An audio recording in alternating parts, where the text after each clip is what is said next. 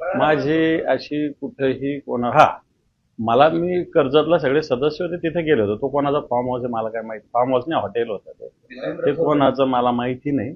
परंतु मी तिथे गेलो होतो. ते हे सगळे सदस्य होते यांनीच मला बोलवलं होतं. तिथं मी गेलो होतो. मला तर नाही नाही कोणीच नव्हतं. आमचे 7-8 जण आमचे होते. 9 जण होते पूर्ण आमचे. बस तिथे होते ना. नाही नाही कोणी नाही. आमच्या सदस्यासोबत बैठक झाली. ठाण्याला तुम्ही एकनाथ शिंदे यांच्यासोबत बैठक कधीच नाही कधीच नाही. ती बैठक अर्थपूर्ण होती अशा पद्धतीचा आरोप कृष्णा पाटील डोणगावकर. हे आता कृष्णा पाटलाचे मागचंच 8 दिवसापूर्वीचा व्हिडिओ तुम्हीच काढा. तर मी काही कोणाच्या सदस्यावर उत्तर मला देण्यात काही इंटरेस्ट नाहीये. कृष्णा पाटीलच काय काय बोललेले मागच्याच तेच बोला की अंबादास दानवेचं काही नव्हतं आम्हाला सत्य सवय. तुम्ही कृष्णा पाटलाचं फक्त तुम्हीच चेक करा. मी काही त्याला उत्तर नाही देत बसणार. सगळे सदस्य तिथले म्हणतो अर्थपूर्ण याच्यामध्ये पक्षप्रमुखाच्या आदेशाचं मी पालन केलं एवढंच मी सांगतो बस.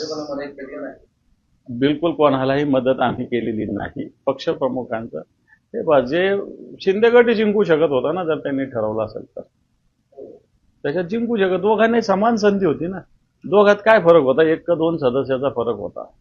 भाजप कुठं स्वबळावर जिंकला आणि शिंदे गट कुठं स्वबळावर होता. अजितदादाचा पक्ष आहे अपक्ष आहे हे जो बाजूने आणेल त्याच्या बाजूनं इथं जबाबदारी मिळणार होती.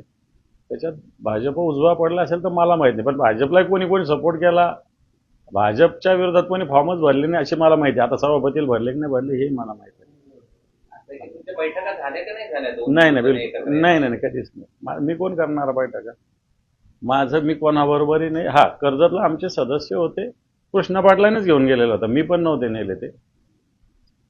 आणि कृष्णा पाटलाच्या म्हणण्यावरच मी पाठवले होते हे मी सांगतो. आणखी मी नाही कोणाला जा म्हटलं.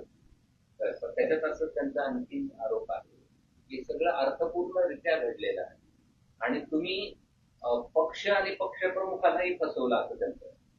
मी काही या विषयावर नाही बोलणार काहीच. तुमचेच 8 दिवसापूर्वीचे व्हिडिओ ते काय काय बोलले ते तुम्ही ते त्यांना विचारा ना. मला कशाला विचारता. तुमच्याकडे त्यांनी माझ्याच ऑफिसमध्ये प्रेस कॉन्फरन्स घेतली ना.